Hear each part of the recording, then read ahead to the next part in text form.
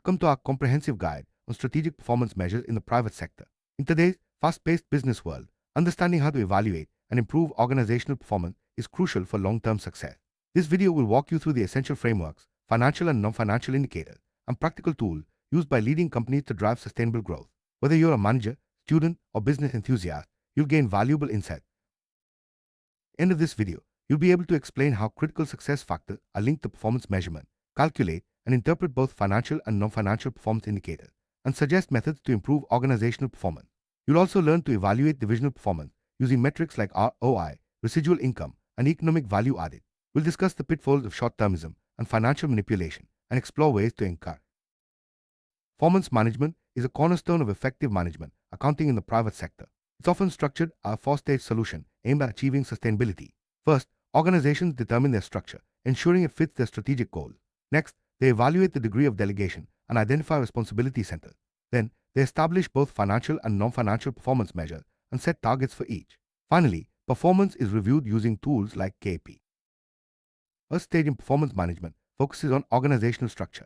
This defines the roles of individuals, allocates authority and responsibility, and establishes how team members coordinate to achieve objectives.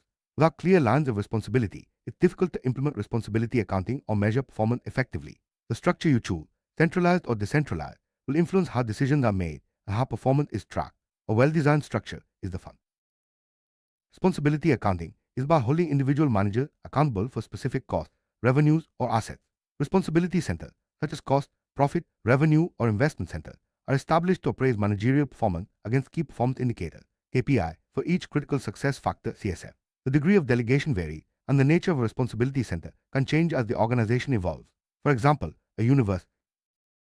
This stage, organizations identify their critical success factors, CSF, in line with corporate strategy. For each CSF, corresponding KPI and targets are established. This empowers the performance management system to measure and evaluate managers' effectiveness in their responsibility center. The focus remains on CSF, but other relevant areas can be added to the performance matrix. KPIs serve as real-time signals of performance, helping organizations stay. Once KPIs are in place, organizations use them to evaluate performance. If actual results diverge from targets, corrective actions are taken. This ongoing review process ensures that managers are accountable and that the organization remains agile in responding to challenges. Tools like KPI dashboards make it easy to monitor performance in real time and quickly address any issues that arise, keeping the organization aligned with its strategic goals. Critical success factors and key performance indicators are closely linked but not the same. CSF are the vital areas for achieving strategic objectives, while KPI are the measurable signals that indicate performance in those areas. For example, in an IT department, restoring normal service is a CSF and the average turnaround time is a KPI. KPIs must be smart, specific, measurable, attainable, relevant, and time-bound to ensure they drive the right behavior. The SF can be identified from several sources: the structure of the industry, competitive strategy and position, environmental factors, and temporary influences. Additionally, the functional area of the manager matters, as priorities differ across departments. Organizations should identify CSF organization-wide to ensure alignment and comprehensive coverage.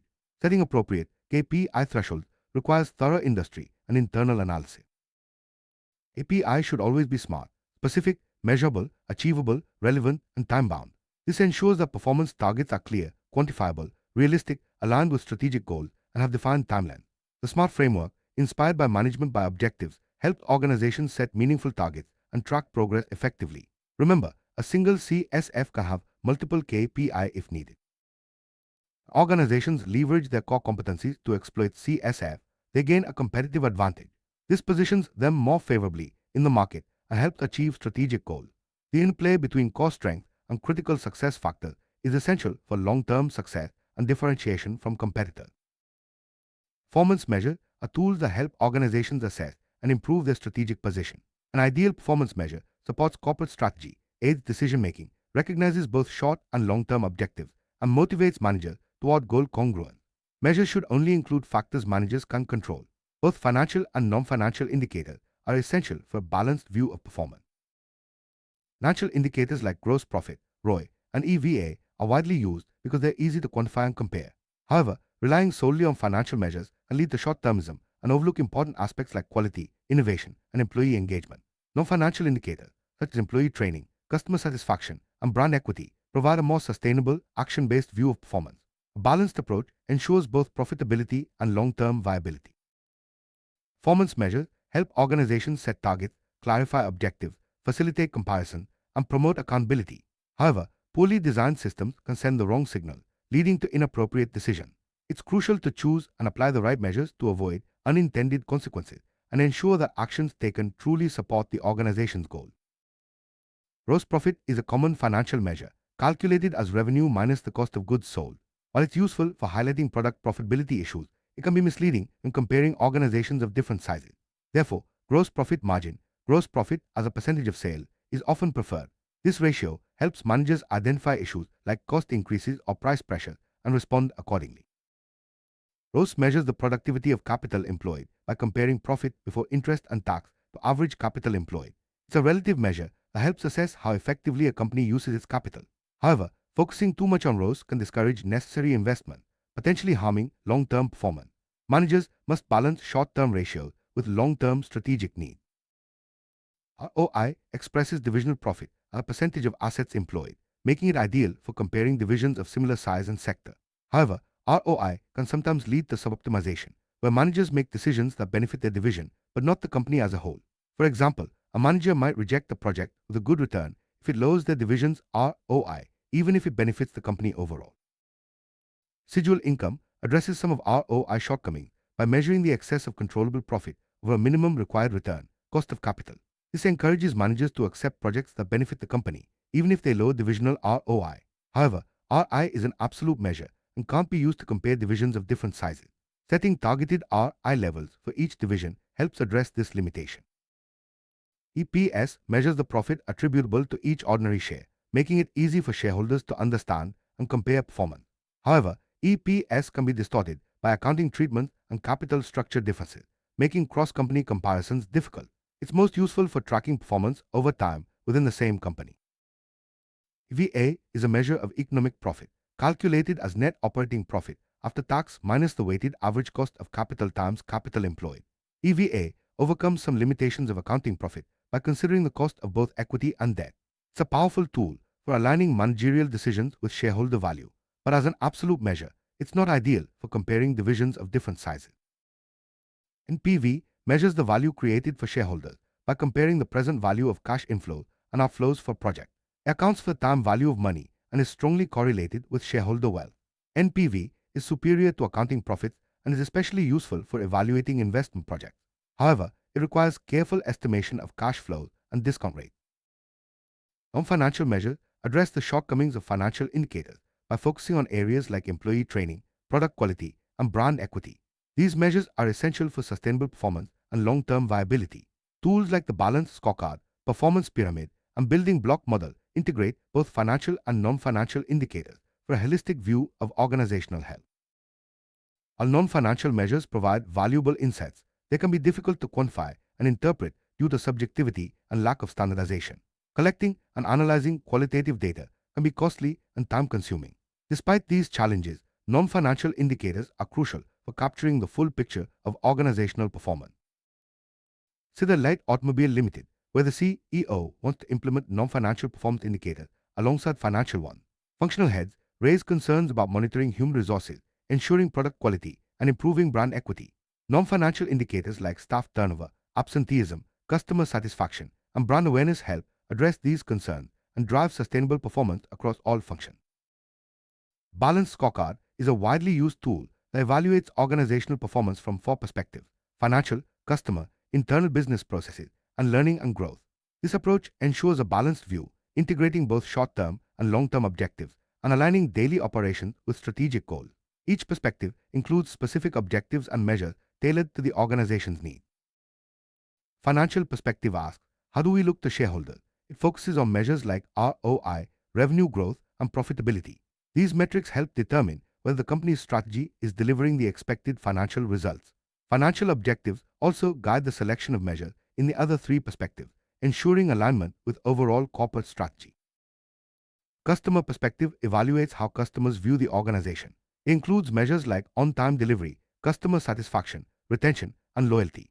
By understanding and meeting customer needs, organizations can improve their market position and drive long-term success. Lead indicators such as after-sales support and product quality are key in this perspective. This perspective focuses on the internal processes and activities that drive organizational success. Measures might include process efficiency, quality improvement, and innovation in operation. By optimizing internal processes, companies can better meet customer needs and achieve financial objectives. Continuous improvement and operational excellence are central themes here. Learning and growth perspective addresses the organization's ability to innovate and improve over time. It focuses on employee capabilities, information systems, and organizational culture. Measures might include employee training, knowledge sharing, and system upgrades. Investing in learning and growth ensures that the organization can adapt to change and sustain long-term performance. Balanced scorecards sometimes fail due to misconception, such as assuming the use of non-financial measures alone is sufficient or delegating implementation to middle managers without senior leadership involvement. Copying measures from other companies or treating the scorecard as a reporting tool rather than a management tool can also undermine its effectiveness. Success requires customization and active engagement from leadership. Successful implementation of balanced scorecard involves linking rewards to scorecard measures, managing human behavior, and ensuring that the system is used for both internal management and external reporting. Managers must identify the right measures, set appropriate targets, and create action plans to drive continuous improvement. Flexibility is key as priorities may change over time. Performance measures are interconnected. Improvements in customer perspective enhance financial results, while internal process improvements support both customer and financial objectives. Learning and innovation drive improvements across all areas. The balanced scorecard integrates these perspectives, ensuring that actions in one area support overall strategy and vision. Performance pyramid, also known as the strategic measurement analysis and reporting technique SMART, links business strategy with day-to-day operation through a four-level hierarchy. At the top is corporate vision, followed by market and financial CSF at the division level. There's strategic objectives like customer satisfaction and productivity, and finally operational dimensions such as quality and cycle time. This framework integrates both financial and non-financial measures. Support. Performance pyramid distinguishes between internal efficiency, financial measures, and external effectiveness, non-financial measures. Objectives flow from the top down, while measures flow from the bottom up. This dual focus ensures that organizations address both shareholder and customer needs, though it may overlook other stakeholders, a limitation addressed by the performance prism model. Building block model, developed by Fitzgerald and Moon, is especially useful in service industry. It consists of three blocks: dimensions, goals or CSF, standards, KPIs, and rewards. Dimensions include quality, flexibility, innovation, and resource utilization. Standards should be equitable, owned by employees, and achievable. Rewards must motivate, be clear, and be linked to controllable factors. This model explicitly connects corporate strategy with human.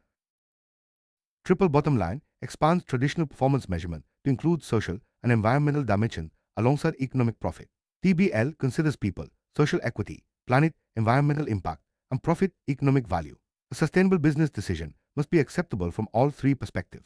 TBL encourages organizations to act responsibly and report on their full impact, not just financial results. TBL three dimensions are planet, which measures environmental impact, people, which covers social equity, governance, and human capital, and profit, which focuses on economic value for shareholders. A truly sustainable decision is one that is viable, equitable, and bearable across all three dimensions. TBL supports a stakeholder approach, encouraging organizations to consider the full cost and impact of their action. Quality is a key differentiator in today's competitive environment. It can be defined as freedom from error, adherence to specification, and meeting customer needs. Quality practices, such as awareness, quality circle, and inspection, improve performance but also incur costs. These costs are divided into conformance good and non-conformance bad costs. Monitoring and managing quality costs is essential for continuous improvement. Quality Management System (QMS) coordinates activities to direct and control performance for continuous improvement. Effective QMS reduces non-conformance costs, improves customer satisfaction, and boosts staff morale. The rigor of a QMS is inversely related to non-conformance costs. The more robust the system, the lower the cost of failure. QMS is a vital support system for performance management. Lean production focuses on eliminating waste and unnecessary activity, closely aligning with quality practices. Lean systems aim to deliver the right product at the right time, improving efficiency and performance. By adopting lean principles, organizations can enhance value creation and reduce costs, supporting both operational and strategic goals. A quality management information system (MIS) provide reliable, accurate, and timely data for decision-making. Good quality information enables better control and performance management. Characteristics like objectivity, completeness, and user-friendliness are essential for effective MIS, ensuring that managers have the insights they need to drive organizational success. Recap: strategic performance management in the private sector involves a structured approach to measuring and improving performance. It integrates financial and non-financial measures, links strategy with operation, and emphasizes quality and sustainability. Tools like the balanced scorecard, performance pyramid, building block model, and triple bottom line provide comprehensive frameworks for aligning action with strategic goals and ensuring long-term success. Performance measurement systems offer many benefits. They can also create challenges if not properly designed or implemented. Common pitfalls include focusing too narrowly on financial measures, failing to align metrics with strategy, and neglecting the human element. Solutions include integrating multiple perspectives, involving employees in setting standards, and continuously reviewing and updating measures to reflect changing priorities. Organizations face increasing complexity and competition. Performance management systems will continue to evolve. The integration of advanced analytics, real-time dashboards, and sustainability metrics will become even more important. Organizations that embrace a holistic, flexible approach to performance measurement will be better positioned to achieve their strategic objectives and thrive in a dynamic business environment. Conclusion: strategic performance measures are essential for private sector organizations aiming for sustainable success. By combining financial and non-financial indicators, aligning measures with strategy, and fostering a culture of continuous improvement, organizations can drive performance at every level. Remember, what gets measured gets managed. Choose your metrics wisely, review them regularly, and ensure they support your long-term vision. Thank you for joining us on this journey through strategy.